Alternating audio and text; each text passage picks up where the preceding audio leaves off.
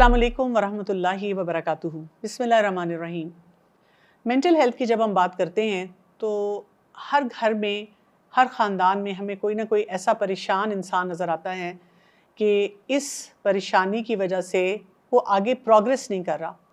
घर वाले हैं कि वो भी परेशान हैं, लेकिन उनका शेम फैक्टर बहुत ज़्यादा होता है। वो सोच रहे होते हैं अगर किसी को पता चल गया कि हमारे घर में कोई भी ऐसा फ़र्द है जो कि मेंटल हेल्थ की वजह से परेशान है, उसको हम हैंडल कैसे करेंगे और उसके मसले को हम कैसे देखेंगे। इसी परेशानी को देखते देखते चलते चलते हम ये भूल जाते हैं कि मेंटल हेल्थ का जो चैलेंज आता है वो एक एक्सपीरियंस है, और उसमें एक इंसान को क्या चाहिए है, कोई ऐसा बाएतमाद फ़र्द, एक मेंटोर, एक ऐसा एडल्ट, एक मैच्योर इंसान जो उसकी ज़िंदगी में हो, जो उसको रहनुमाई दे कि तुमने इस ज़िंदगी को गुजारना कैसे है, जो उसको बताए कि आपकी ज़िंदगी में ये जो अंधेरा है इसको दूर करने का और रोशनी लाने का भी कोई ना कोई रास्ता मौजूद है। आज हम इस पे बात करेंगे ख़ास तौर पे यूथ के रेफरेंस से कि कोई भी यंग टीनेजर है या यंगस्टर है, उसकी मेंटल हेल्थ के क्या क्या चैलेंजेस हैं और हमें क्या पता होना चाहिए उससे रिलेटेड। मेरे साथ इस वक्त मौजूद हैं सबा भट्ट साहिबा, जो कि आई एम एम्पावर्ड एक मेंटल हेल्थ से डील करने का एक ऐसा एक इनकी कैंपेन है, उसकी ये CEO हैं। ये मास्टर लाइफ कोच हैं NLP की, और टाइम लाइन थेरेपिस्ट भी हैं। तो यानी क्योंकि इनकी स्पेशलिटी ये है कि ये काउंसलिंग और कोचिंग करती हैं, और उसकी वजह से इन्होंने ये एक बड़ी मुहिम शुरू की है कि लोगों को अवेयरनेस भी दी जाए और लोगों को हेल्प भी किया जाए। तो इनसे बात करते हैं और देखते हैं कि जो हमारा यूथ है उसके जो चैलेंजेस हैं उनको हमने कैसे एड्रेस करना है। अस्सलाम वालेकुम वरहमतुल्लाहि वबरकातुहू। वालेकुम अस्सलाम वरहमतुल्लाहि वबरकातुहू। और जज़ाकल्लाह खैर कि आपने इनवाइट किया, और मैं आपके पॉडकास्ट देखती भी रहती हूँ, और ये एक ऑनर है कि आपने आई एम एम्पावर्ड से मुझे बुलाया और हम एक्चुअली इसके जो ऊपर बात कर आपकी सकते पूरी हैं। मूवमेंट है ना, वो मुझे इसलिए बहुत मोटिवेट करती है कि बहुत से लोग इदारे भी बनाते हैं और काम भी करते हैं, और ज़ाहिर है हर काम की अपनी एक इम्पॉर्टेंस होती है। बिल्कुल लेकिन मेंटल हेल्थ का जो चैलेंज है जितना ग्रो करता जा रहा है, जिसके लिए हम इतने परेशान हैं कि इस चैलेंज को कैसे एड्रेस किया जाए, उसके ऊपर इतने बड़े स्केल पे कभी भी हमने बात नहीं देखी। यहाँ पे मैं सबसे पहले आपसे यही जानना चाहूँगी कि since you are dealing with youth और आपको यूथ बहुत ज़्यादा परेशान भी नज़र आता है, तो आपको क्या लगता है कि आजकल के टाइम्स में जो हमारा यूथ है उसके क्या क्या कॉमन चैलेंजेस हैं जिसके बारे में तमाम घर वालों को थोड़ी अवेयरनेस होनी चाहिए, और ताकि उसके बारे में वो फिर थोड़ा सा अलर्ट पे रहें। बिल्कुल। सबसे पहले तो मैं आपकी बात को आगे बढ़ाऊँगी, जो आपने इंट्रोडक्शन में बताया कि बहुत सी जो यूथ है वो इसके लिए ओपन भी नहीं है, और इसके लिए ये प्लेटफॉर्म दिया भी नहीं गया। हम लोगों ने भी अपने बच्चों को शायद इतना ओपनली इसके बारे में डिस्कस भी नहीं किया कि मेंटल हेल्थ के भी चैलेंजेस हो सकते हैं। तो अब जब से हम हमारी ऑर्गेनाइजेशन को 10 इयर्स हो गए हैं, आई एम एम्पावर्ड को, तो मैं 8-9 इयर्स से यूथ के साथ डील कर रही हूँ काउंसलिंग और कोचिंग में। तो मैंने जो सबसे ज़्यादा चैलेंजेस देखे हैं वो तो एक आइडेंटिटी क्राइसिस है, जो कि अब बहुत ज़्यादा बढ़ चुका है। पीयर प्रेशर, मटेरियलिस्टिक अप्रोच जो अब हो गई हुई है वो बहुत ज़्यादा है। फिर हराम रिलेशंस जो टीन एज में बहुत ज़्यादा, क्योंकि उसको इतना ग्लोरीफाई करके दिखाया जा रहा है कि अब वो पीयर प्रेशर की वजह से भी और वैसे भी वो समझते हैं कि ये कूल है। फिर टीन एज के और भी इतने मसाइल हैं कि जो स्टडीज़ है ना उसको नंबर गेम हो चुकी हुई है। उसमें कोई ऐसा नहीं है कि अब हम लोगों ने कोई स्किल सीखनी है, कोई एजुकेट एक दूसरे को करना है। अब ये है कि किसके नंबर ज़्यादा हैं, किसके फॉलोअर्स ज़्यादा हैं, और ये सब चीज़ें जब कॉमन आती हैं तो एक इमोशनल ट्रॉमा और इमोशनल बैगेज वो आगे भी अपने फ्रेंड्स में, अपने फैमिलीज़ में पास ऑन करते रहते हैं, और हम भी उसके साथ ही चल रहे हैं। आप इसको ये समझ लें कि ये जो ट्रॉमा है ना, ये इनहेरिटेड हम अपने बच्चों में भी डालते जा रहे हैं। अगर हमारे साथ जो चीज़ें हुई हैं, बजाय उसके कि हम उसको ठीक करें, वो पास ऑन होते होते और आज तक अब वो ऐसी शक्ल इख्तियार कर चुका है कि अब हर घर में आपको डिप्रेशन का एक पेशेंट नज़र आएगा। और एक ये भी चीज़ समझने वाली है कि डिप्रेशन जो है ना वो एक रिस्पॉन्स है किसी ऐसी कॉज का जिसके ऊपर हमने तवज्जो नहीं दी। तो अब वो इफेक्ट के तौर पे डिप्रेशन, एंग्जाइटी, सैडनेस, लॉनलीनेस, ये हमें हर टीनेज में तो ये हर जगह कॉमन नज़र आएगा। बिल्कुल सही बात है। मुझे ये बताइएगा कि आपने पीयर प्रेशर की बात की, क्योंकि पीयर प्रेशर से हम हमेशा डरते हैं। दोस्तों का इन्फ्लुएंस जो है, पीयर प्रेशर कैसे इंसान की मेंटल हेल्थ को अफेक्ट करता है? क्योंकि ये तो हमें पता है कि दोस्त जो हैं उनकी सोबत जो है उससे हम कुछ अच्छा सीखेंगे या बुरा सीखेंगे, लेकिन ये कि मेंटल हेल्थ वो चैलेंज कैसे बढ़ता है? वो इस तरह के जब हम फिट इन होने की कोशिश करते हैं, हमारी खुद आइडेंटिटी चेंज है, हम किसी ऐसे बैकग्राउंड से आ रहे हैं जहाँ पर कुछ चीज़ें अलाउड नहीं है, लेकिन जस्ट टू फिट इन के मेरे दोस्त ऐसा करते हैं और मुझे उनके ग्रुप में का हिस्सा बनना है, तो इस तरह ये चीज़ शुरू होती है और आहिस्ता आहिस्ता वो कौन कौन से फितनों में ले जाती है। ये आप भी क्योंकि मेंटल हेल्थ की टीन एज की देख रही हैं, काउंसलिंग्स कर रही हैं, तो वो पीयर प्रेशर से ही शुरू होता है। सही, क्योंकि अगर हमारे पास मोटिवेट करने वाली सिस्टर्स हों, ये जो दीनी सिस्टर्स का सर्कल होता है वो एक दूसरे को मोटिवेट करती हैं, अगर वो सर्कल हो तो शायद ये पीयर प्रेशर वाला मामला भी ना आए।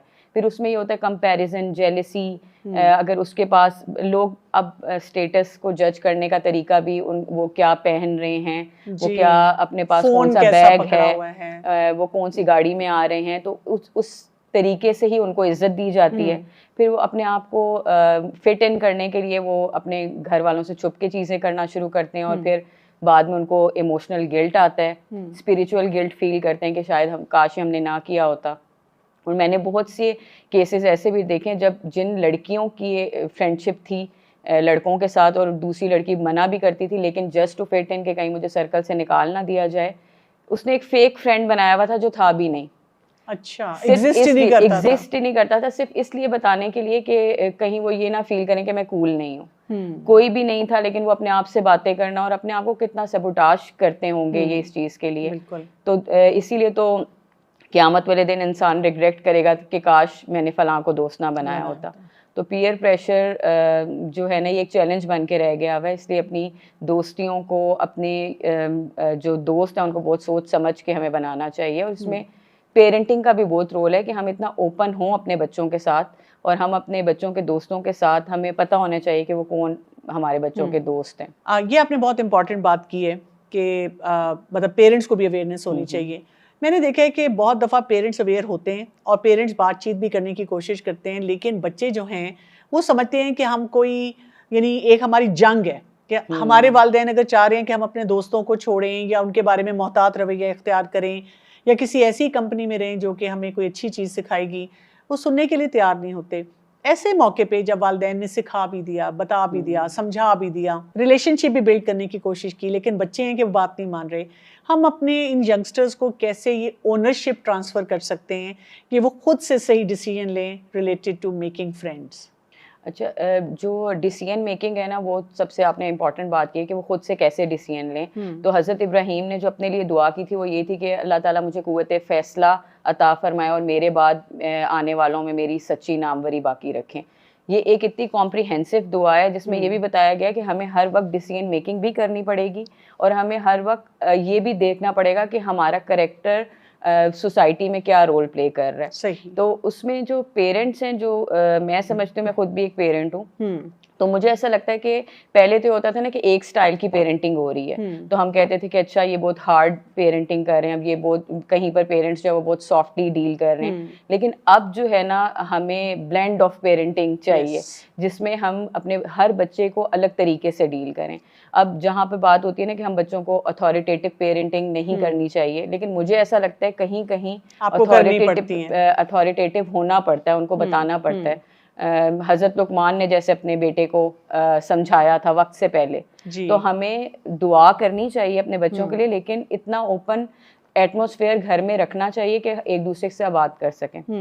हम प्रॉब्लम्स के वक्त असल में बच्चों को डील करना चाहते हैं, ठीक है, और हालांकि होना ये चाहिए कि हम डेली रूटीन में कोई ना कोई टॉपिक डिस्कस कर रहे हों एक दूसरे के साथ, ताकि वो लोग ओपन हो हमारे साथ। सही। तो मेरे ख्याल में जो बच्चे हैं उनको अगर हम चाहते हैं कि हम वो खुद डिसीजन मेकिंग करें, तो हमें फिर उनके लिए वो प्लेटफॉर्म भी प्रोवाइड करना पड़ेगा कि वो डिसीजन मेकिंग वाकई करें। यानी हमारा काम भी अब जो है ना वो डबल ट्रिपल जो है ना वो हो जाता है। अच्छा, हराम रिलेशनशिप्स की आपने बात की और यही प्रॉब्लम नज़र आती है। यानी आप कॉलेजेस में जाएं, यूनिवर्सिटीज़ में जाएं, आपको सोशल मीडिया पे हों, आपको नज़र आते हैं कि तमाम यंगस्टर्स किसी न किसी रिलेशनशिप मेस के साथ रह रहे हैं। रिलेशनशिप जो ऐसे होते हैं और स्पेशली जो हराम रिलेशनशिप होते हैं, इनका मेंटल हेल्थ के साथ क्या लिंक है? इनका मेंटल हेल्थ के साथ तो डायरेक्टली कनेक्शन है, क्योंकि अगर हम क्योंकि फीमेल्स मेंटल हेल्थ के ऊपर काम कर रहे हैं, तो अगर मैं आपसे कहूँ तो बिल्कुल भी गलत नहीं होगा कि 80% केस हराम रिलेशन से ही गुजर के आए होते हैं हमारे पास, और फिर वो इमोशनल गिल्ट, स्पिरिचुअल गिल्ट और फिर वो इतना ज़्यादा बन जाता है कि वो लोग अपने आप को, उनकी सेल्फ वर्थ भी डिस्ट्रॉय हो चुकी होती है उस ठीक वक्त। है। तो ये जो है ये बहुत हमारी सेल्फ इस्टीम से बहुत ज़्यादा कनेक्टेड है, हमारी मेंटल हेल्थ से बहुत कनेक्टेड है। जब हम इजीली अवेलेबल होंगे उन लोगों के लिए जिनका हमें पता भी है कि maybe they are just talking to us और उन्होंने इस रिश्ते को कहीं पर भी नहीं लेके जाना, तो ये सिर्फ हम एक कल्चर में फिट होने की कोशिश कर रहे हैं। अगर देखा जाए तो आजकल की मूवीज़ देख लें, जो टिकटॉक कल्चर है, कुछ भी आप उठा लें, हराम रिलेशंस को इतना ग्लोरीफाई करके दिखाया जा रहा है कि अब जो लड़कियां, उनको लगता है कि हमारी सेल्फ वर्थ या हमारी जो ब्यूटी है वो इसमें कि जब हमें सराहा जाए।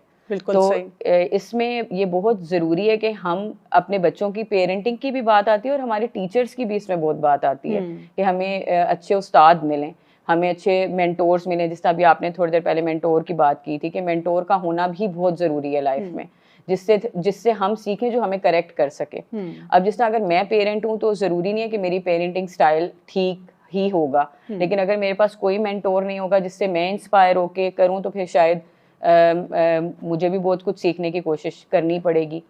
तो इसमें यह कि जो हराम रिलेशंस हैं, हम अगर अपनी बच्ची को या अपने बच्चे को, दोनों इसमें इक्वली इम्पॉर्टेंट हैं, हम उनको पर्पस ड्रिवन लाइफ दें, जो अल्लाह सुब्हान व तआला ने जो पर्पस हमें दिया है, और उनको बताएं कि हाँ, आपकी शादी की एक एज होगी, उसमें हम आपका जो आपको पसंद होगा आप हमें बताएंगे और हम आगे इस रिश्ते के बारे में बात करेंगे, लेकिन हमें भी लूप में लिया जाए। जब पहले से ओपनली इस बारे में डिस्कशन होगी तो बच्चे ओपन होंगे। अच्छा, लेकिन इसमें एक और चैलेंज सबा मैं देखती हूँ आजकल, मतलब रिसेंटली मेरी किसी बच्ची से बात हुई और वो इसी तरह किसी रिलेशनशिप में इसमें थी। तो जब मैंने उससे पूछा कि तुम क्या मतलब सीरियस थी या तुम उससे शादी का सोच रही थी और तुम लोग किसी न किसी तरह मतलब फैमिली वाइज भी रिलेटेड थे, तो ये रिश्ता आगे चल भी सकता था, तो उसने कहा कि नहीं, बस I was just having fun.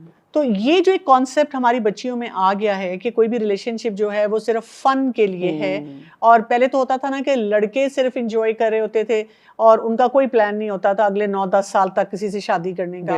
लेकिन अब लड़कियां भी ना उसी लूप में जा चुकी हुई हैं कि जी हमें पता है कि इस लड़के ने हमसे शादी नहीं करनी, लेकिन we want to enjoy life. तो ये रिलेशनशिप के साथ ये जो एंजॉयमेंट का कॉन्सेप्ट आ गया है, इसको कैसे ठीक किया जाएगा? सबसे पहले तो हम ये देखेंगे कि ये आया कहाँ से, क्योंकि गार्बेज इन गार्बेज आउट, जो हम देख रहे होते हैं, जो हम कंज्यूम कर रहे होते हैं, उसी कल्चर का हिस्सा हम आहिस्ता आहिस्ता बनना शुरू हो जाते हैं।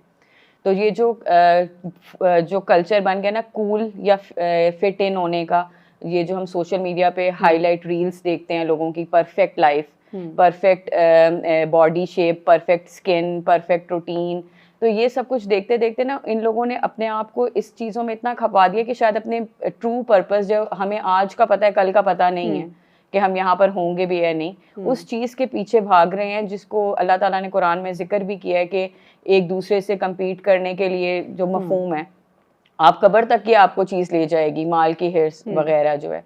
तो हम ये जो कंपैरिजन है ना, इसकी वजह से ये चीज़ एग्रीवेट करती जा रही है कि अच्छा अगर ये कर रहा है तो मैं क्यों नहीं। अगर वेस्ट की वुमेन के, क्योंकि इतना ग्लोरीफाई किया गया है कि जो मुस्लिम फीमेल्स हैं, हमारी जो बच्चियां हैं, वो ये समझती हैं कि जो वेस्ट के, अगर हमने जीन्स शर्ट पहन लिया तो समझने के एक हम लोगों ने एक ट्रेंड सेट कर दी है और अब हमारी सोसाइटी में जो है इज्जत है। बहुत से स्कूल कॉलेजेस हैं, मैं पिछली दफ़ा एक आर्टिकल पढ़ रही थी कुछ दिन पहले, जिन्होंने जो शलवार कमीज़ पहने हुए कोई रेस्टोरेंट में भी जा रही है उनको भी मना कर दिया। और अगर हम ये बात करें कि फॉलोअर्स बहुत ज़्यादा बढ़ जाएं, तो एक और इंसिडेंट नज़र में आता है कि मिलियन फॉलोअर्स थे एक मॉडल के, लेकिन उनकी 9 महीने पहले डेथ हो चुकी है, लेकिन किसी को खबर भी नहीं चला। तो ये सोसाइटी बिल्ड हो रही है। ठीक है, अब अगर हम कैसे रोकेंगे इसको, हम ही हैं वो चेंज मेकर, हम ही हैं जो आवाज़ उठाएंगे, जिस तरह अभी इस पॉडकास्ट के ज़रिए हम बात कर रहे हैं। और जिस तरह आपके कुछ प्लान्स आपने शेयर किए थे कि बच्चों के लिए आप टीन एज के लिए काम करना चाहती हैं, तो अब ये होता है कि जब हम इस चीज़ को सोसाइटी के अंदर लेके आना चाहते हैं, तो उस वक्त लोग कहते हैं अच्छा अब ये लोग हमें सिखाएंगे, अब ये लोग ये करेंगे। हालांकि आपको फिर ओपन होना पड़ता है उस चीज़ के लिए, जो बंदा खुद उस प्लेटफॉर्म से या उस चीज़ को लेके चल रहा होता है, फिर आपको उसको मेंटोरशिप देनी पड़ती है। अगर आप खुद नहीं कर रहे तो आपको फिर ऐसा बंदा ढूंढना पड़ता है जो आपके लिए करे। बिल्कुल सही बात है। अच्छा, ये यहाँ पे मटेरियलिज्म की जो बात है, अब यानी ये हम घिस पिट गए हैं ये बात करते करते कि बिल्कुल। मटेरियलिज्म बहुत है, मटेरियलिज्म बहुत है, लेकिन हमें इसका कोई सोल्यूशन ही नज़र आता। और अब तो क्योंकि सोशल मीडिया से भी बच्चे बहुत ज़्यादा कनेक्टेड हैं और वहाँ पे वो कॉन्स्टेंटली बम्बार्डेड हैं बहुत सारी मटेरियलिज्म की इमेजरी से। तो एक यंगस्टर को अगेन आप क्या बताएंगी कि इससे तुम्हारी मेंटल हेल्थ कैसे ख़राब हो सकती है और तुम्हें क्या उसके लिए करना चाहिए? इससे जो मटेरियलिज्म है उसके साथ डायरेक्टली एसोसिएटेड जो हमारा ब्रेन केमिकल है वो डोपामीन है। जब हम इंस्टेंट ग्रेटिफिकेशन, और आप मोबाइल को खोलेंगे ना तो साथ ही आ जाएगा कि इस फलाना टिकटॉकर ने इतनी मिलियंस कमा लिए हैं, पैसे आप ये आए, हम आपको बताएंगे कैसे आप पैसे कमा सकते हैं। तो अब या मेरा घर देखें, हाँ आप मेरा, हाँ अब छुट्टियां देखें, वेकेशन वर्ल्ड देखें, टूर हो रहा है, अब ये हो रहा है। अब जो पहले होता था ना कि हम, जब हमारा दौर था तो हम जब कभी सोशल मीडिया का इस तरह तो बहुत ज़्यादा नहीं था, लेकिन मॉरल वैल्यूज़ पे बात हो रही होती थी, इकट्ठे बैठते भी थे, तो बच्चियों को कैसे रेज करना है, क्या बात है। अब ये कि कैसे कमाना है, अब बच्चों को किस तरह की स्किल्स, अब उसको टिकटॉक आना चाहिए, टिकटॉक से इसने इतने कमा लिए, और फिर वही टिकटॉकर्स, बच्ची का जो पिछले दिनों किसी ने आके मर्डर कर दिया, यानी कि इतनी लाइफ में सिर्फ पैसा पैसा पैसा। तो फिर जब स्टेटस सिंबल ही पैसा है तो फिर तो हमारे बच्चों का ध्यान तो इसी पे होगा ना कि किसने क्या पहना है, उसकी सेल्फ वर्थ उससे पता चलेगी कि वो किस गाड़ी में आया है और कहाँ जा रहा है। जबकि हमारे नबी ने ये पैगाम दिया है कि सब बराबर हैं और तकवा की बुनियाद पे देखा जाएगा कि किसका स्टेटस सबसे मैंने जब लाइफस्टाइल मेडिसिन पढ़ी थी ना तो उसमें पढ़ा था कि एक बीमारी आ चुकी हुई है जिसको हम कहते हैं प्रॉब्लमेटिक सोशल मीडिया यूज, जो कि मेंटल हेल्थ को तबाह करती चली जा रही है। बिल्कुल। आप इस सिलसिले में क्या कहेंगी? अच्छा, मुझे एक इंसिडेंट इस पे याद आ रहा है कि एक बार मैं किसी जगह पे मेरी टॉक थी, मैं वहाँ गई तो वहाँ पर एक सिस्टर थी, मे बी वो सुन रही हो, लेकिन मैंने उनको भी ये मैसेज दिया था कि उन्होंने ना मेरे साथ एक पिक्चर खींचनी थी, और एक परफेक्ट पिक्चर खींचने के लिए उन्होंने कोई मुझे 10 एंगल्स बनवाए, और नहीं ये भी ठीक नहीं आई, वो भी ठीक नहीं आई, ये मैं सोशल मीडिया पे नहीं लगा सकूंगी, फिर आप थोड़ा सा मुझे टाइम दे दें। यानी कि एक खाने की भी खाना आप रख के 10 मिनट ये इंतज़ार करते हैं कि कहाँ से परफेक्ट एंगल आ रहा है।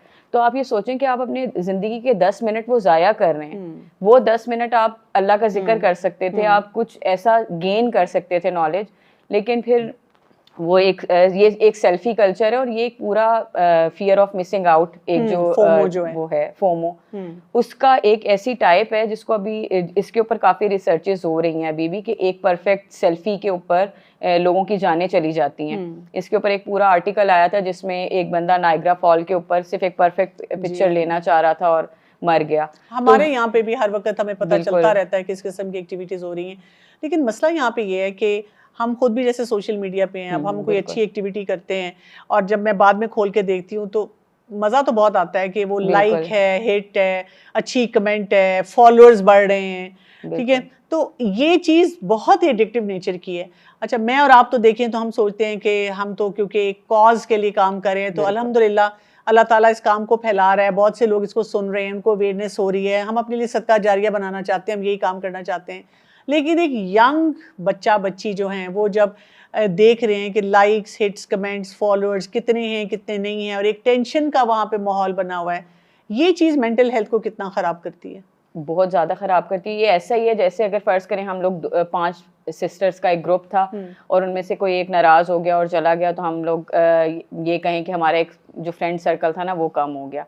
अब यहाँ पर ये होता है कि एक ट्रेंड फॉलो होता है और लाइक्स बढ़ जाते हैं, तो हम कहते हैं बहुत ज़्यादा फॉलोअर्स आ गए हैं। अब कोई कुछ दिन बाद जब वो फॉलोअर्स, अगर कोई फेक फॉलोअर्स करके ट्रेंडिंग करता है, जब वो कम होते हैं तो उनको डिप्रेशन भी उतना ही आता है। हमारे पास इस टाइप के भी केसेस आए डिफरेंट इन्फ्लुएंसर्स के, जिन्होंने इस वजह से डिप्रेशन में थे कि हमारे 100 फॉलोअर कम हो गए हैं, हम लोगों ने, हालांकि, और हमारे फॉलोअर बढ़ नहीं रहे। तो आप ये भी अगर देखा जाए तो ये भी एक ऐसी एडिक्टिव चीज़ है कि एक तो सुबह से स्टार्ट ही अलार्म का भी यहाँ से होता है, सुबह उठना भी इसी को देखते हुए और सोना भी इसी को देखते हुए, तो उससे हमारी नींदें, वो जो स्लीप का जो हमारा केमिकल होता है वो लाइट जब होगी तो जाहिर बात है वो उसको, ये हमारे ब्रेन को तो ये सिग्नल जाएगा कि हम जाग रहे हैं। तो नींदें डिस्टर्ब हो रही हैं, सब चीज़ें डिस्टर्ब हो रही हैं, और ख़ासकर मेंटल हेल्थ डिस्टर्ब हो रही है। और हमारे पास कुछ केसेस ऐसे हैं कि माओ को पता भी नहीं है कि बच्चे मेंटल हेल्थ के पेशेंट हैं, और फिर वो कहते हैं कि हम पैसे कैसे मांगें इस चीज़ के लिए, क्योंकि हमारी तो लाइफ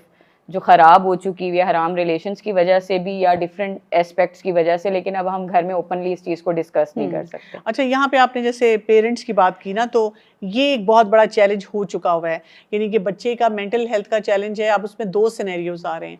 एक सिनेरियो ये आ रहा है कि बच्चा जाके अपने पेरेंट्स को बताता है कि मेरी हालत बहुत ख़राब है, या वालिदैन देख लेते हैं कोई सेल्फ हार्म है या और कोई ऐसी चीज़ नज़र आ रही है, या बच्चे के ग्रेड्स अच्छे नहीं आ रहे, बच्चे के बिहेवियर्स चेंज होते नज़र आ रहे हैं। और कई दफ़ा उन्होंने कोई अवेयरनेस के लिए कोई ऐसा प्रोग्राम, ऐसी पॉडकास्ट भी देख लिए जहाँ से पता चल गया, लेकिन वो मानने के लिए तैयार नहीं। वो कहते हैं नहीं, मेरे बच्चे को मेंटल हेल्थ का चैलेंज नहीं हो सकता। बच्चा बात भी करे तो वो कहते हैं चुप कर जाओ, बस नमाज पढ़ो, सब्र करो, इसी से तुम्हारी मेंटल हेल्थ जो है ना वो ठीक हो जाएगी। एक ये सिनेरियो, इसको कैसे डील किया जाए। या एक वो सिनेरियो है कि अगर बच्चा चाहता है कि जी मैं काउंसलिंग में जाऊँ, और पेरेंट्स कहते हैं कि नहीं, हमने नहीं लेके जाना तुम्हें, फलां को पता चल जाएगा, जो शेम बेस्ड किस्म का एक वो एटीट्यूड होता है। इन दोनों चैलेंजेस में वो बच्चा क्या कर सकता है? मैं तो बच्चे के ऊपर ही रहूंगी आज, क्योंकि वही बात है कि अगर हम ये बोल देंगे कि वालिदैन को ये करना चाहिए, ये करना चाहिए, जब वो वालिदैन नहीं कर रहे होते तो बच्चे के लिए बहुत ज़्यादा फ्रस्ट्रेशन होती है। देखिए, इसमें हम ये भी कह सकते हैं कि सोशल मीडिया का पॉजिटिव इस्तेमाल करें, क्योंकि आप सोशल मीडिया पे आप कुछ भी लिखें ना कि ये मुझे चैलेंज है, उसका आंसर आपको चैट जीपीटी भी दे देता है कि आप इसको ये स्टेप्स फॉलो करते हुए करें। डिफरेंट इदारे बन चुके हैं, अब आई एम एम्पावर्ड है, आप काउंसलिंग्स कर रही हैं, लेकिन इसमें भी चैलेंज यही आता है कि वाकई पेरेंट्स, क्योंकि उनका दौर ऐसा था कि जहाँ पर फैमिली बॉन्डिंग और ये चीज़ें थी, अब एआई का दौर है, उसी तरह जब इतनी एडिक्टिव चीज़ें देखेंगे तो मेंटल हेल्थ के ऊपर उसका इफेक्ट आएगा। लेकिन पेरेंट्स जो है ना ये मानने को तैयार नहीं कि हमें नहीं हुआ तो हमारे बच्चों को कैसे हो सकता है। और फिर वो बच्चे अंदर ही अंदर इतना ज़्यादा वो होते रहते हैं, और हमारे पास जो केसेस आते हैं हम हैरान होते हैं कि हम कहते हैं अपने माँ बाप को बता दें, कुछ नहीं होता। ये जो जनरेशन गैप हम लोगों ने ही बनाया हुआ है, हालांकि जनरेशन गैप जो है, हम कहते हैं ना जनरेशन गैप है, इसको हम फिल नहीं कर सकते। कम्युनिकेशन से तो कम से कम हम उसको ब्रिज तो बन सकती है कम्युनिकेशन। तो उस तरह के बच्चों को ओपन हो जाना चाहिए। ज़्यादा से ज़्यादा आपके पेरेंट कितने अरसे नो करेंगे। लेकिन मुझे आपकी ये बात भी बहुत अच्छी लगी कि फर्ज करें अगर पेरेंट्स अभी नहीं एग्रीड हैं, तो आपके पास इतनी लंबी चेकलिस्ट है, आप सोशल मीडिया का यूज ठीक करें, हराम रिलेशनशिप जो है उसको छोड़ें, आपके हाथ में हरकत फोन है, आप उसका सही इस्तेमाल शुरू कर दें, कोई लाइफस्टाइल की चेंज जो है उसको अडॉप्ट करें। डोपामीन की आपने बात की थी, तो ये जो हम कहते हैं कि डोपामीन एडिक्शन होती है, बिल्कुल इसका मेंटल हेल्थ से लिंक है। बिल्कुल, क्योंकि ये ब्रेन केमिकल है, इसका मेंटल हेल्थ से डायरेक्टली लिंक है। और डोपामीन का आजकल आप लोगों ने बहुत जिक्र सुना होगा इस केमिकल का, क्योंकि ये प्लेयर बेस्ड केमिकल है जिसमें हमें इंस्टेंट हमें खुशी मिलती है। अब एक लाइक पे जब हमें खुशी मिल रही है ना, तो इसका मतलब है अब नेक्स्ट टाइम जब 10 लाइक होंगे तो हमें उतनी ही खुशी मिलेगी। और अगर घर में मैंने नमाज पढ़ी तो अम्मा पूछेंगी तुम्हारी तबीयत ठीक है, आज नमाज कैसे पढ़ ली, या उसमें से नुक्स निकल जाएगा कि ये किया तो ये क्यों नहीं किया।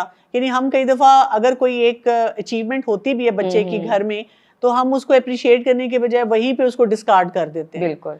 तो डोपामीन हेल्दी तरीके से कैसे ली जाएगी फिर?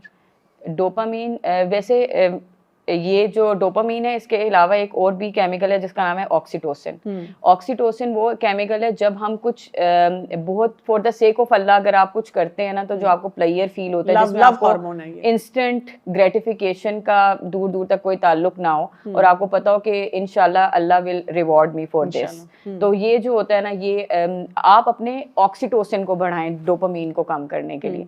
अब हम और जहाँ तक बात है कि डोपामीन जो है उसको कैसे चैनलाइज किया जाए, तो आपको उसके लिए भी जो अल्लाह ताला ने हमें माइंड दिया ना, हमें उसको इस्तेमाल करना है। बेसिकली हम ये समझते हैं ना कि हमने अपने माइंड का जितना भी डोर है ना, वो अपने इमोशंस को दे दी हुई है कि अब वही चलाए हमारे माइंड को। हमें माइंड हमारा जो दिया गया है वो खुद यूज करने के लिए दिया है, डिसीजन मेकिंग के लिए दिया गया है। कम से कम आप वो एक होता है ना जो माइंड ट्रिगर जब आता है, कोई स्टिमुलस आता है, एक फ्रिक्शन ऑफ सेकंड का टाइम होता है कि हम सोच सकते हैं कि ये मुझे करना चाहिए या नहीं। अपने माइंड को इस चीज़ के लिए लाजमी ट्रेन करें कि अगर मैं इतनी कॉन्टीन्यूसली रील्स देखूंगी तो 10 मिनट तक तो नहीं देखूंगी, आधे घंटे के बाद जब मैं अपने मोबाइल को फ्रस्ट्रेशन से रखूंगी तो मेरा क्या हाल होगा उस वक्त। और यही मैंने देखा है कि लड़कियां अगर देखनी है एंड पे खुद तंग आके रख देती हैं कि बस अब नहीं देखा जा रहा, अब सर में दर्द शुरू हो गया। तो इतना माइंडफुल हूँ, और ये तभी होगा कि जब आपके अंदर डिसिप्लिन आएगा। इस्लाम के बगैर डिसिप्लिन है ही नहीं। अच्छा, ये मुझे बताइएगा, सॉरी यहाँ पे मैं आपको थोड़ा सा रोकूंगी कि ये जो आप बात कर रही हैं ना, यानी कि पेरेंट, मैं इस वक्त सोच रही हूँ जो सिनेरियोज हैं, जो चैलेंजेस हैं बच्चों के, काफ़ी लंबी लिस्ट आपने अभी डिस्कस की है। इधर से मैं साथ सोच रही हूँ पेरेंट्स का, यानी पेरेंट्स अभी उसी फ्रेम ऑफ माइंड में हैं जो उनकी जवानी थी। बिल्कुल हम ऐसे रहते थे, हम ये नहीं करते थे, हम तो ये ऐसे होते थे। पेरेंट्स को अपने पैराडाइम में क्या क्या शिफ्ट लाने की ज़रूरत है, और टीचर्स को भी कैसे बच्चों को मेंटोर करने की ज़रूरत है, क्योंकि वो भी वहीं फंसे हुए हैं। बिल्कुल और वो बच्चों को शायद अंडरस्टैंड नहीं कर पा रहे हैं कि आज का बच्चा जो जेन जी जिसको हम कह रहे हैं, वो बहुत इंटेलिजेंट है, वो अपने आप को बचाना चाहता है, वो प्रोग्रेसिव है, वो आगे बढ़ना चाह रहा है। हम कहीं ना कहीं उसके लिए रोल मॉडल सही नहीं कर रहे हैं। क्या करना चाहिए आज के वालिदैन और आज के मेंटोर्स को? अब इसमें देखें, अल्लाह सुब्हानहू व तआला ने सूरह कहफ में एक फ्रेमवर्क हमें दिया है। जब जो जिन बच्चों की उसकी दीवार होती है, जो यतीम बच्चों की, तो वो जाके उस दीवार को ठीक करते हैं, हालांकि उनके पेरेंट वहाँ नहीं है, लेकिन अल्लाह सुब्हानहू व तआला ने उसका जिम्मा लिया हुआ था कि ख़जाना कोई निकाल ना ले। जब वो बड़ी एज पे जाएंगे तो अल्लाह ताला खुद उन तक पहुँचा देंगे। एटलीस्ट आप अल्लाह ताला के ऊपर इतना बिलीव ज़रूर रखें कि अपने बच्चों को जब आप कुछ सिखा रहे हैं ना, तो ये देखें कि कोई और आके उनकी मदद कर सकता है। आपको हेल्प मांगने में कोई भी शर्मिंदगी महसूस नहीं करनी चाहिए। अब जिस तरह मैं हूँ, कुछ चीज़ें जो हैं मुझे इतनी अच्छी नहीं आती, तो मैं अपने बच्चों के लिए अब ये नहीं करूँगी कि अगर मुझे नहीं आती तो वो जैसे हैं उनको वैसे ही रहने दें। मैं उसके लिए हेल्प मांगूंगी उस बंदे से जिसको वो मुझसे बहुत बेहतर आती हैं। अब जैसे मेरा मैथ्स इतना अच्छा नहीं है, तो अब मैं ऐसा नहीं करूँगी कि चलो मेरे बच्चों का भी अच्छा ना हो, कोई बात नहीं, मुझे नहीं आता, मैं क्यों हेल्प मांगूँ। अब मैं अपनी मेरी जो फ्रेंड्स हैं या जो मेरे स्पाउस हैं, मैं उनको बताऊंगी कि ये चीज़ मेरे लिए चैलेंजिंग है, आप इसमें रोल प्ले करें। तो अब मेरे हस्बैंड हैं, वो पढ़ाते हैं बच्चों को मैथ्स, क्योंकि मैं नहीं पढ़ा सकती।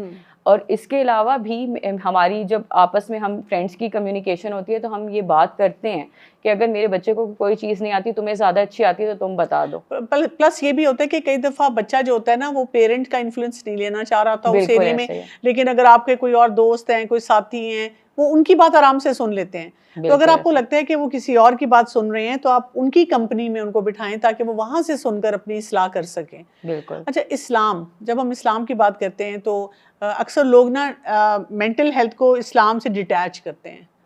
दो बातें की जाती हैं, या तो कहा जाता है कि जी ये ऐसी आजकल की बातें नहीं, पता नहीं क्या क्या टर्मिनोलॉजीज निकाल लेते हैं, और ये बस पैसे बनाने का इनका चक्कर है सारा, और ये इन्होंने हर चीज़ को मेंटल हेल्थ का नाम दे दिया हुआ है। तो इस्लाम में मेंटल हेल्थ का हमें कोई तज़किरा मिलता है, या हमारा दीन हमें इस सिलसिले में क्या रहनुमाई देता है?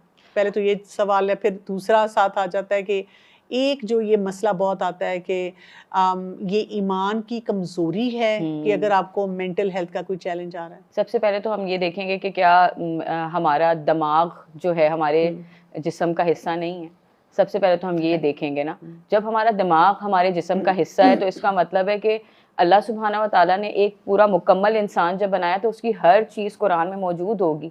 उसको कैसे डील करना है, उसको किस वक्त क्या करना है। जिस तरह जब सूरह दुहा नाज़िल हो रही थी, तो एक एंग्शियस स्टेट में थे हज़रत मोहम्मद सल्लल्लाहु अलैहि वसल्लम की, कहीं मेरा रब मुझसे नाराज़ तो नहीं हो गया, कहीं वो मुझे उन्होंने छोड़ तो नहीं दिया। और फिर जो आयात उतरी थी, वो इतनी कंफर्टिंग आयात है ना कि अगर आप डिप्रेशन में उसको पढ़ेंगे तो आज आपको भी सुकून महसूस होगा कि ना तो तुम्हारा रब तुम्हें छोड़ने वाला है और ना ही वो तुमसे गाफिल है। तो सबसे पहले तो ये देखना चाहिए कि डिफरेंट हमारे जो अंबियाज हैं, उन्होंने जो एक्सट्रीम लेवल पे इमोशंस फील किए, वो हम लोगों ने अभी भी नहीं किए हुए। बिल्कुल। लेकिन जो उनका माइंडसेट जो था ना, वो सिर्फ पॉजिटिव इस वजह से था क्योंकि तवक्कल बहुत स्ट्रांग था। हम अपने बच्चों को किस चीज़ों पे तवक्कल करना सिखा रहे हैं कि पैसा, तुम्हारी शादी हो जाएगी तो तुम इस तरह का इंसान से होनी चाहिए, ये डिग्री एक स्पेसिफिक तुम ले लोगे तो तुम दुनिया में प्रोग्रेस करोगे। हम सक्सेसफुल होना सिखा रहे हैं, लेकिन मुकम्मल शख्सियत बनाना नहीं सिखा रहे हैं। और इस्लाम जो है वो उसके बगैर मुकम्मल शख्सियत बन ही नहीं सकती। जो क्रिएटर है वो जानता है कि तुम्हारे लिए क्या चीज़ सही है। और अल्लाह ताला ने कुरान में बिल्कुल इसको वाज़िया तौर पे बताया कि दिलों का सुकून मेरे ज़िक्र में, और जो हमारा दिल है उसमें सारे इमोशंस हैं। तो आप ये सोचें कि हम दिमाग से जितने भी फैसले कर लें, इमोशंस तो दिल से कनेक्टेड हैं।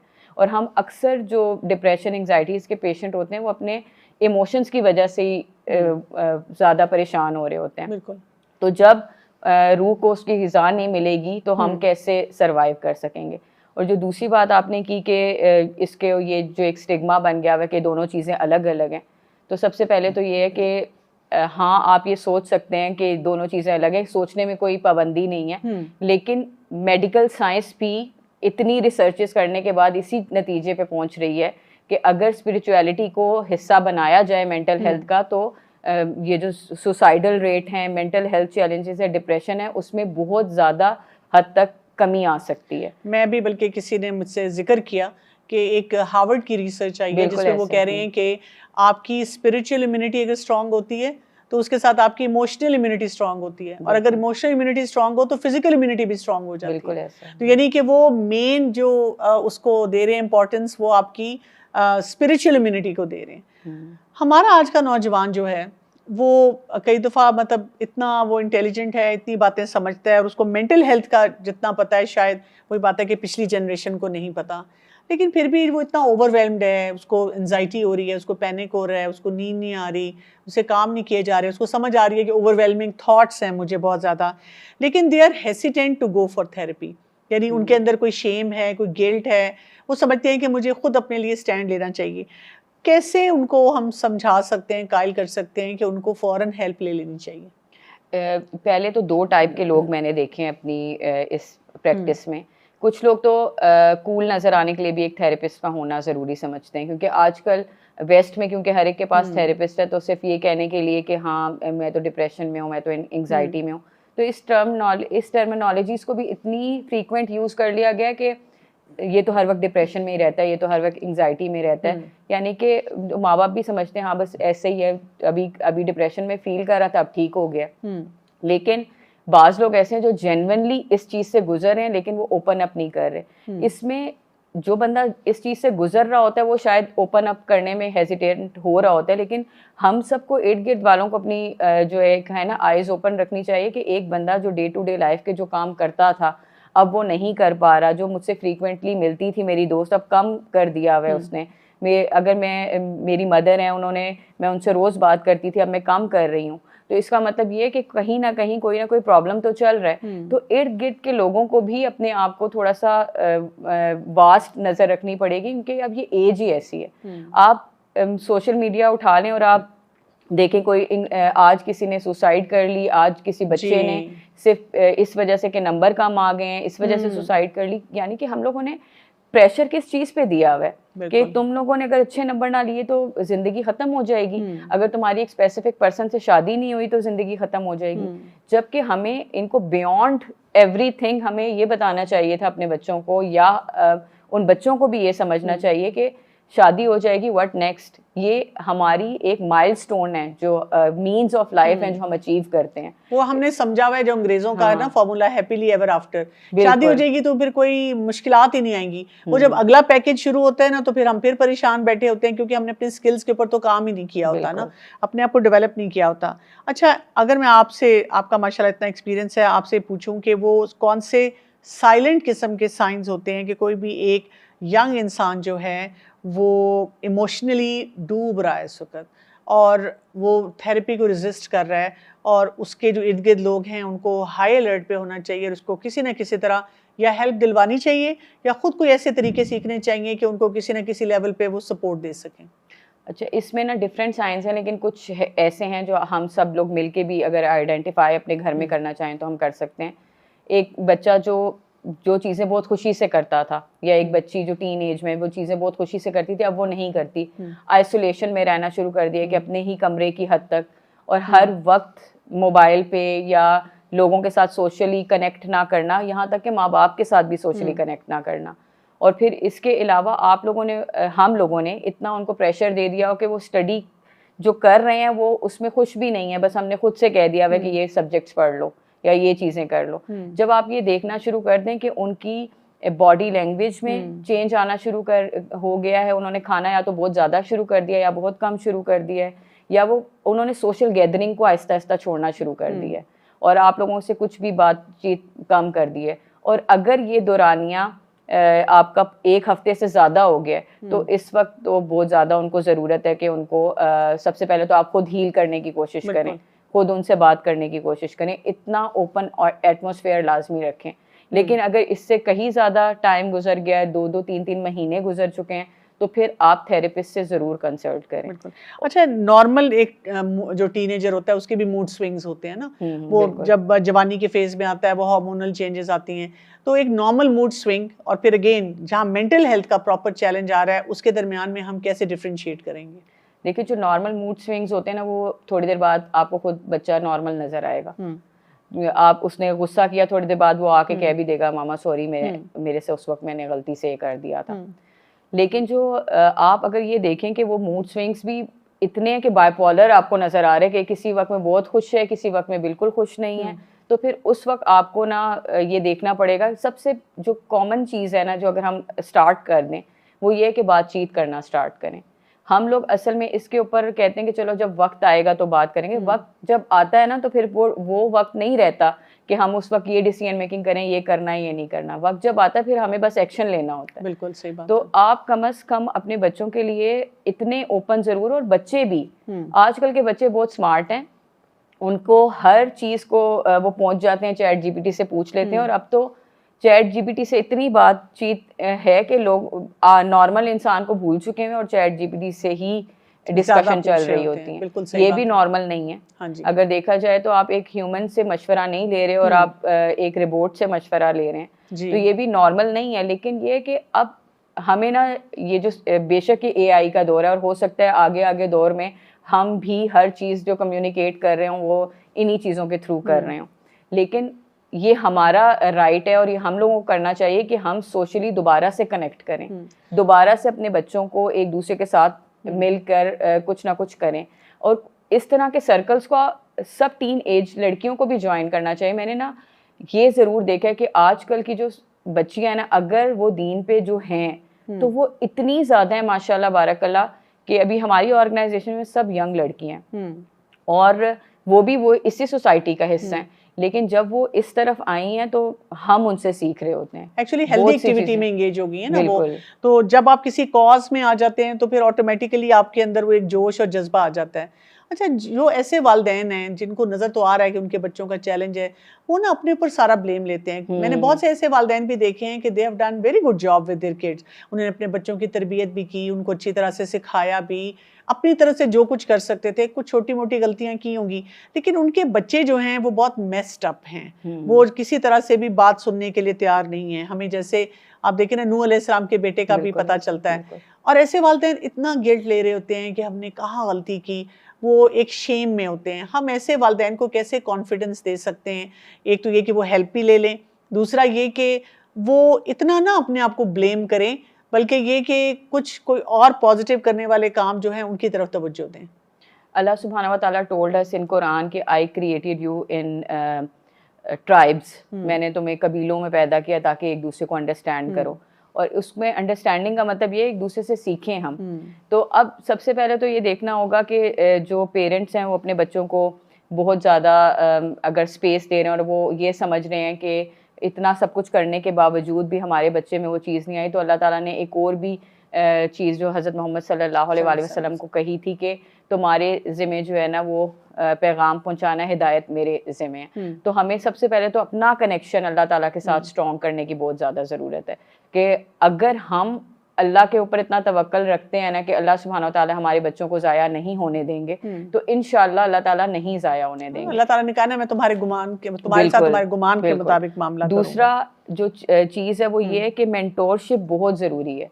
और आजकल के लिए तो मैं ये कहती हूँ, क्योंकि पीयर प्रेशर है, एक दूसरे से इन्फ्लुएंस होना, एक दूसरे से कंपेयर करना, तो एक अच्छा मेंटोर जो है ना वो आपको आजकल के दौर में मुझे ऐसा लगता है कि बहुत ज़रूरी है। अब जिस तरह हम आपको अपना मेंटोर कंसिडर करते हैं, बारकल्लाह फीकुम, कि हमारी पूरी टीम ने आपसे कितना कुछ सीखा। अगर हमारी लाइफ में आप जैसे मेंटोर ना होते, जिस तरह उस्ताद फरहत हाशमी है, निगत हाशमी है, तो शायद हम लोगों को वो चीज़ें सीखने में और ज़्यादा टाइम लगता।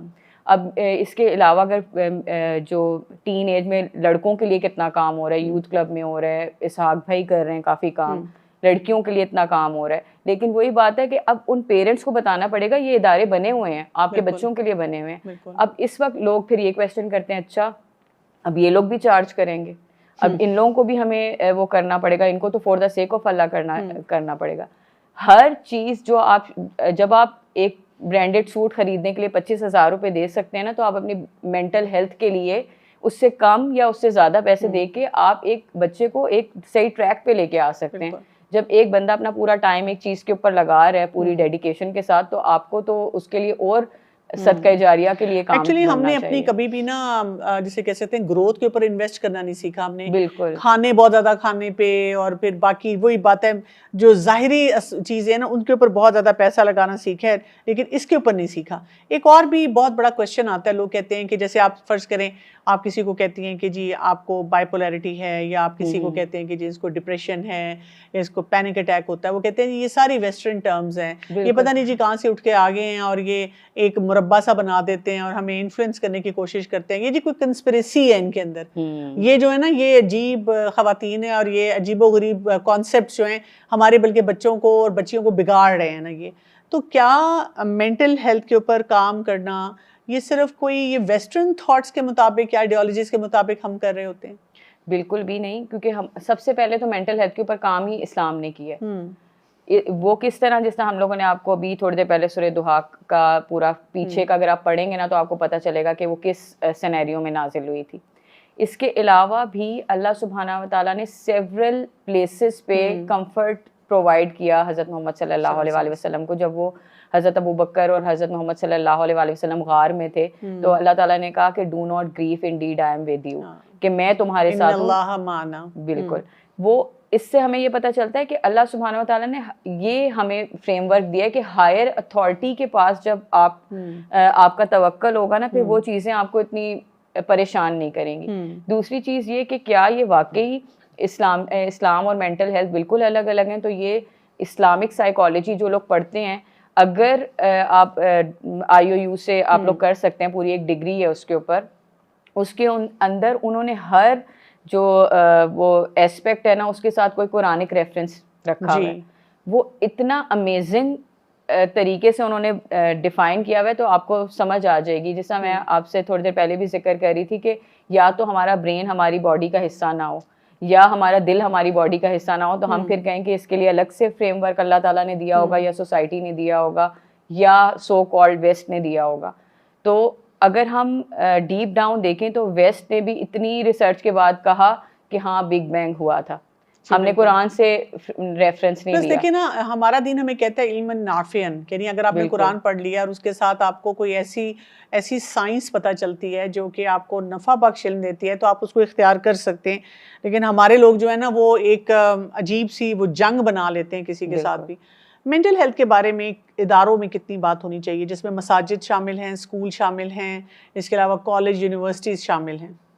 हमारे बच्चे जहाँ जहाँ जा रहे हैं, मस्जिदों में भी जाते हैं, स्कूल्स में भी, आधा से ज़्यादा हिस्सा टाइम जो है वो तो स्कूल्स और कॉलेजेस में गुजर रहा है पूरा दिन। और अब जो यूनिवर्सिटी लाइफ है वो तो समझ लें कि आधे से ज़्यादा दिन वहाँ गुजारने हैं। और वहाँ पर अगर टीचर्स की मेंटल हेल्थ के ऊपर काम नहीं हुआ होगा तो वही पास ऑन होगा जनरेशन्स में।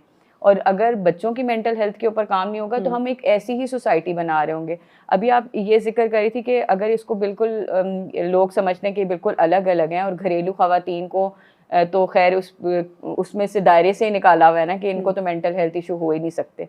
हालांकि वहाँ पर जो चैलेंजेस हैं ना मेंटल हेल्थ के, वो एक अलग चैलेंजेस हैं। हम स्कूल कॉलेजेस की बात करें तो हमें सबसे पहले घर की भी करनी पड़ेगी, क्योंकि हमेशा आप एक इकोलॉजी टेस्ट रख लें कि सबसे पहले तो सेल्फ टू सेल्फ, अगर मुझे प्रॉब्लम है तो मेरे इर्द गिर्द के लोगों को होगा। सेल्फ टू सेल्फ अगर मैं ठीक हूँ तो यकीनन मैं दूसरों को ठीक करने के काबिल होंगी। फिर वही ट्रॉमा अगर मैंने खुद फेस करके उसको डील कर लिया है तो इसका इम्पैक्ट सेल्फ टू अदर्स होगा, मेरे घर के लोगों को भी उसका फ़ायदा होगा। फिर वही फ़ायदा सोसाइटी में होगा, क्योंकि जब मेरे घर से लोग बाहर निकलेंगे तो वो पॉजिटिव माइंडसेट के साथ निकलेंगे और फिर ही यूनिवर्सल चेंज आएगा। हम समझते हैं सिर्फ एक मेरे से क्या होगा, एक आपसे ही सब कुछ होने वाला है। एक औरत या एक घर या एक इदारा ये ही पूरी सोसाइटी बना रही है और पूरी यूनिवर्सल चेंज लाने की कैपेबिलिटी भी इसी में। अगर आपने जब मेंटल हेल्थ को देखा है, जैसे आपके पास हर तरह की बच्ची आई होगी ना, यानी वर्किंग वुमेन भी आएगी, घरेलू भी आएगी, इसके अलावा ऐसी बच्ची जो सिर्फ दीन पढ़ रही है और दीनी सोच वाली, और ऐसी भी जो कि शायद दीन से उसका इतना वास्ता नहीं लेकिन आपके पास अपनी मेंटल हेल्थ के लिए आ गई है। उनमें आपने कोई डिफरेंसेस देखे? समहाउ हैं भी, लेकिन चैलेंजेस एक ही हैं अगर देखा जाए तो। हाँ, डील करने का तरीका अलग है। जो एक एजुकेटेड लड़की है वो ज़रा इस तरह डील कर लेती है कि वो ओपन अप ज़्यादा जल्दी हो जाती है। दूसरी जो एजुकेटेड नहीं है, उनको ये कि उनको कभी इतना ज़्यादा ओपन किया नहीं गया, या उन्होंने अपने ख्यालात का इजहार इतने ज़्यादा ओपनली नहीं किया हुआ। लेकिन क्योंकि माइंड एक है, चैलेंजेस समहाउ एक तरह के। लेकिन जो वर्किंग वुमेन है ना, उनके अगर मैं देखूं तो उनके चैलेंजेस और लेवल के हैं। उनके ज़रा और ज़्यादा हो चुके हैं। उनके वर्क प्लेस चैलेंजेस हो गए, क्योंकि वो उनके लिए बैलेंस करना वैसे ही बहुत मुश्किल है ना। और इसके अलावा उधर भी पीयर प्रेशर होता है कि और वहाँ पर लेग पुलिंग, पीयर प्रेशर और इन चीज़ों पे वो लोग अपनी बहुत सी एनर्जी लगा रही होती हैं। और अब तो मुझे ऐसा लगता है कि हर इदारे में मेंटल हेल्थ के लिए एक साइकोलॉजिस्ट ज़रूर रिकमेंडेड होना चाहिए। स्कूल्स में हम लोग ये बहुत अरसे से इसके ऊपर भी, पेरेंटिंग के ऊपर भी बात होती है और स्कूलिंग, होम स्कूलिंग्स के ऊपर भी बात होती है। माशाल्लाह आपका पूरा डिपार्टमेंट है जो बच्चों के साथ आप लेके चल रही हैं। तो उसमें आपने भी देखा होगा कि हर बच्चा एक अलग कॉग्निटिव एबिलिटी उसकी अलग है, स्पिरिचुअल अपलिफ्ट वो अलग, हर चीज़ स्पिरिचुअली अलग ले रहा है। क्योंकि अल्लाह सुब्हानहू व तआला सेड इन कुरान के I created every human in best mould, यानी कि अल्लाह ताला ने हर इंसान की फुल पोटेंशियल के साथ उसको पैदा किया है और हम एक ही फ्रेमवर्क में अपने बच्चे को लेके जाना चाह रहे हैं। बिल्कुल ऐसे ही है, बिल्कुल ऐसे ही है। एक अच्छा थेरेपिस्ट इंसान कैसे चूज करे? जब अगर एक इंसान ने फैसला किया है कि जी मुझे किसी के पास जाना है, तो उसके क्या इंडिकेटर्स होंगे कि ये एक अच्छा थेरेपिस्ट है?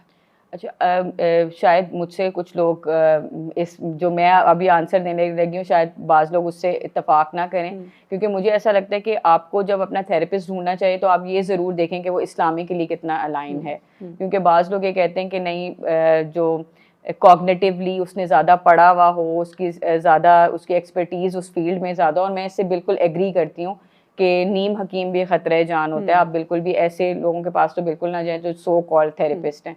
लेकिन आप कम से कम ये ज़रूर देखें कि स्पिरिचुअली वो आपको कैसे अपलिफ्ट कर सकते हैं, क्योंकि अल्टीमेटली आपको हर चीज़ मिल जाए ना इस दुनिया की। एक बहुत फेमस टेम कैरी या जेम कैरी उसका नाम था, मुझे अब सही से याद नहीं आ रहा, वो एक बहुत फेमस जो था, एक कॉमेडियन था। तो वो कहता है कि आपको दुनिया की हर चीज़ मिल जाए, आपको फेम मिल जाए, आपको पैसा मिल जाए, आपको फॉलोअर्स मिल जाएं, तब आपको पता चलेगा this is not the answer. Answer आपको तब भी नहीं मिलेगा अपनी लाइफ का जब तक आपके पास पर्पस नहीं है। हमारे स्कूल कॉलेजेस में बच्चों को पर्पस नहीं दिया जा रहा, उन लोगों को विजन नहीं दिया जा रहा। आप उनको बस एक किताबी कीड़ा बना के निकालेंगे और फिर वो इस सोसाइटी में बगैर जॉबलेस फिर रहे होंगे और वो सोच रहे होंगे अब मुझे आगे क्या करना है। कोई विजन नहीं होगा उनको, उनके पास के 5 साल बाद मैं क्या करूँगा। कोई ऐसी स्किल्स नहीं हम दे रहे कि वो अपने लिए कुछ कर सकें। लेकिन कुछ इदारे ऐसे हैं जो सोशल स्किल्स के ऊपर काम कर रहे हैं और स्पीकिंग स्किल्स के ऊपर काम कर रहे हैं। मैं आपका कोर्स अभी जो लॉन्च हुआ है वो देख रही थी, पब्लिक स्पीकिंग पे जो आ रहा है। तो ये कुछ ऐसी चीज़ें हैं जो सीखनी बहुत ज़रूरी हैं। तो इन चीज़ों के ऊपर हमारे स्कूल कॉलेजेस में तो काम नहीं हो रहा, लेकिन ये मिल के हमें इसके ऊपर काम करने की ज़रूरत है। अच्छा, ये भी बताइएगा कि बहुत से लोग ऐसे कहते हैं कि हम अफोर्ड नहीं कर सकते थेरेपी। खैर, मुझे पर्सनली अगर आप पूछें तो मैं एक ही सवाल आगे से करती होती हूँ कि अगर अभी आपका कोई प्यारा घर में इमरजेंसी में लैंड किया हॉस्पिटल में और डॉक्टर ने कहा है कि आपको चंद लाख जमा कराने होंगे, उसकी सर्जरी होनी है, और आपने यही जुमला बोला था मुझे कि मेरे पास पैसे नहीं है, तो अब आप क्या करेंगे? तो वो फ़ौरन जवाब आता है ऑब्वियसली जी कहीं ना कहीं से लेंगे, चाहे सोना बेचेंगे, चाहे उधार लेंगे, या घर में हमने कुछ जो रिजर्व रखा हुआ है वो देंगे। तो मैं उनसे पूछती हूँ कि आपको लगता है कि सिर्फ फिजिकल हेल्थ इतनी इंपॉर्टेंट है कि आप उसके लिए इन्वेस्ट करना चाहते हैं, लेकिन आप मेंटल हेल्थ के लिए इन्वेस्ट करने के लिए किसी तरह तैयार नहीं है? हैविंग सेड दैट, कभी कभी हमारे पास ऐसे यंगस्टर्स आ जाते हैं जो बहुत ज़्यादा ट्रबल्ड होते हैं, या ऐसी ख़वातीन आ जाती हैं जिनके घर वाले हस्बैंड भी कॉपरेट नहीं कर रहे और वो अपनी मेंटल हेल्थ को ठीक करना चाह रही होती हैं, और कईयों के पास पैसे हैं लेकिन घर वाले पैसे नहीं दे रहे होते। ऐसे लोगों को क्या हेल्प मिल सकती है? अच्छा, जो हमारा इदारा है उसमें हम लोगों ने अब सपोर्ट क्लब के नाम से शुरू किया हुआ है, आईमी सपोर्ट क्लब।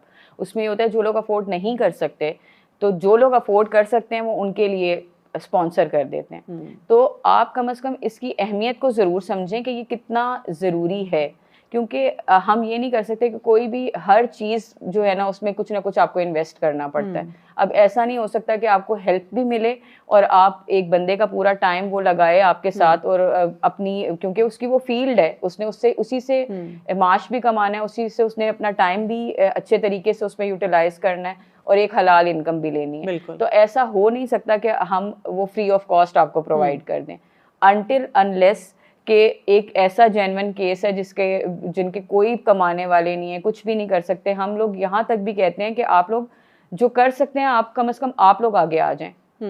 तो अब हम लोगों ने वैसे आईमी सपोर्ट क्लब है, उसमें कुछ लोगों की फ्री ऑफ कॉस्ट काउंसलिंग होती है, लेकिन वो एक्चुअली फ्री ऑफ कॉस्ट नहीं होती। उसके लिए वो लोग डोनेट करते हैं जो इस कॉज को समझते हैं। ठीक है, तो इसका मतलब है कि हम भी अपने सर्कल में बता सकते हैं, अगर कोई ऐसे कॉज के लिए देना चाहता है तो आई एम एम्पावरड को दे सकता है, या ऐसे और मतलब अपने सर्कल में किसी से भी अगर वो थेरेपी करवाना चाहता है तो वो उनके बिहाफ पे कर सकता है। क्योंकि मैंने पर्सनली खुद देखा है कि ये जो मेंटल हेल्थ का चैलेंज है ना, जब तक आप उसमें इन्वेस्ट नहीं ना करते और आपको पता होता है कि उफ ये बड़ा मुश्किल काम है, मुझे सीखना है, मुझे जाना है और मैंने अब उसमें पैसे भी दिए हुए हैं, आप एक्चुअली एफर्ट नहीं कर रहे होते उसके लिए ना। ये ना एक अकाउंटेबिलिटी चेक होता है इंसान का, क्योंकि जहाँ पर हमने अपने पैसे दिए होते हैं वहाँ पर हम लोगों की फोकस भी हो जाता है कि अच्छा ये करना है।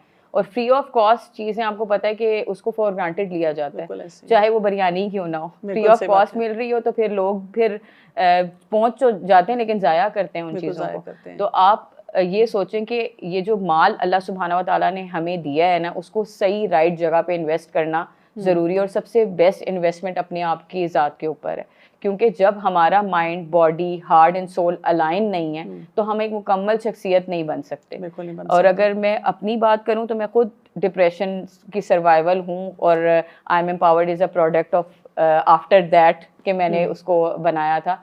लेकिन ये है कि जब मेरे घर वालों ने और मेरे इर्द गिर्द के लोगों ने इस चीज़ को अंडरस्टैंड किया तो अब हम इसके ऊपर काम कर पा रहे हैं। तो अगर आप लोग भी सोसाइटी में चेंज लाना चाहते हैं और इस इशू को जब आप हर घर में हर बंदा फेस कर रहा है, यहाँ तक कि जो बंदा इसके ऊपर बात नहीं भी कर रहा वो भी फेस कर रहा है, माएँ बहनें हमारे, इतना प्रेशर है हर चीज़ का, हर चीज़ जो हमारे वर्किंग जो स्पाउस हैं जो जाते हैं सुबह से शाम एक करते हैं और फिर जो अर्निंग हो रही है उसका जो सब कुछ इतना ज़्यादा महंगा हो चुका है, वो चीज़ें अगर देखी जाएं हर बंदा किसी ना किसी स्ट्रगल से गुजर रहा है। और अल्लाह सुब्हाना व तआला सेड इन कुरान लक़द ख़लक़नल इंसाना फ़ी कबद, कि मुसलसल तुम्हें कोशिश में पैदा किया गया है, तो इस कोशिश ये कभी भी ख़त्म नहीं होगी। लेकिन हम चेंज मेकर होंगे तो हम एक दूसरे का, जिस तरह अल्लाह ताला ने कहा कि तुम्हें एक ट्राइब्स में पैदा किया है, तभी हम एक दूसरे का सपोर्ट सिस्टम बन सकते हैं। बिल्कुल सही बात है। कोई लास्ट वर्ड आप कहना चाहेंगी इस सिलसिले में ऑडियंस को, कोई ऐसी बात जिससे वो मेंटल हेल्थ की उसकी इम्पोर्टेंस को भी समझें, और स्पेशली यूथ के कॉन्टेक्स्ट में हमें क्या पता होना चाहिए? अच्छा, जो मैं सबको कहना चाहती हूँ कि ओपन अप हों इसके लिए। चाहे आपको वो एक चीज़ कहनी चाहिए, हमें अपने बच्चों को भी ये चीज़ कहनी चाहिए कि अगर आपके पास कोई ट्रायर है ना, तो वो यही है कि स्पीक अबाउट योरसेल्फ। आप अपने बारे में बात करें, अपने घर वालों से बात करें। अगर अपने घर वालों से बात नहीं कर पा रहे, जो भी आपके चैलेंजेस हैं, तो आप कम से कम अपने फ्रेंड्स से डिस्कस कर लें। अगर आपके पास वो भी अवेलेबल नहीं है तो आप कम से कम कोई मेंटोर ज़रूर ढूंढें। और जिस तरह बाज़ लोगों का क्वेश्चन होता है कि मेंटोर कैसे ढूंढें, मेरे सामने एक मेंटोर हैं, आप उनसे बात कर सकते हैं। इसके अलावा आप डिफरेंट इदारों में देखें जो इस्लामिकली भी अलाइन, बहुत मिल जाते तो हैं आपको बहुत मिल जाते हैं। यहाँ तक कि स्कूल कॉलेजेस में भी अल्लाह ताला ने ना हर जगह पे एक ऐसा बंदा ज़रूर रखा होता है जो खैर की तरफ लेकर आ रहा होता है, तो आपको ज़रूर मिल जाएंगे। और इसके लिए ना स्ट्राइव करें, क्योंकि बेटरमेंट ऐसे नहीं आती। जब अल्लाह ताला ने कहा है तुम्हारे लिए वही कुछ है जिसके लिए तुम कोशिश करते हो, तो अपने लिए सबसे पहले तो अपना विजन बनाएं कि मुझे अपनी लाइफ में क्या करना है, अपना पोटेंशियल ढूंढें और उसके बाद उसके लिए कोशिश करें, क्योंकि कोशिश करने वाले के लिए रास्ते अल्लाह ताला खोल देते हैं। जज़ाकल्लाह खैर, बहुत बहुत शुक्रिया सब आपसे, बहुत अच्छा लगा, बहुत एनर्जी मिली। और ऐसा एक डिफ़िकल्ट टॉपिक जिसमें लगता है कि हमारा अगली नस्ल कितनी सफरिंग में है, तो एक होप नज़र आई है, और आई एम श्योर कि ऑडियंस को भी ऐसा ही महसूस हुआ होगा। तो आप ये बात याद रखिए कि जो मेंटल हेल्थ का चैलेंज होता है ना, ये कोई डेस्टिनेशन नहीं है, ये हमारा एक प्रोसेस है। इसमें हमने क्या देखना है, हमने देखना है कि मैं अपनी गाड़ी को खुद चला रही हूँ, I am the driver, I am on the driver seat. मैंने गाड़ी को कैसे चलाना है और मैंने जाना किस तरफ है। और दूसरा ये कि आप डरपोक नहीं हैं, ये इसके लिए बहुत हिम्मत चाहिए और आप बहुत करेजियस हैं अगर आपने उठकर बताया कि मेरी मेंटल हेल्थ का कोई चैलेंज है और मैंने अपने आप को ठीक करना है, या आपने अपने लिए कोई एक सक्सेस स्टोरी क्रिएट की। और देखें, हम जब सीरा को पढ़ते हैं तो हम देखते हैं कि रसूलुल्लाह सल्लल्लाहु अलैहि वसल्लम के पास जब लोग आते थे अपने हर तरह की बात खोल के बयान करते थे और सलूशन लेके जाते थे। तो मेंटल हेल्थ जो है ना, वो हमें ये दावत देती है कि हम अपने मसाइल को हल करें। अल्लाह ताला चाह रहे होते हैं कि वहीं से हमारी ग्रोथ हो और वहीं से हमारा अपने ईमान में हम इजाफा करें, अल्लाह के करीब आएँ और अल्लाह ताला की जो मशीयत है, जो हमारी लाइफ में चैलेंजेस हैं, उसको कुरान की रोशनी में हम समझें। इजाज़त चाहती हूँ। अस्सलामु अलैकुम व रहमतुल्लाहि व बरकातुहू।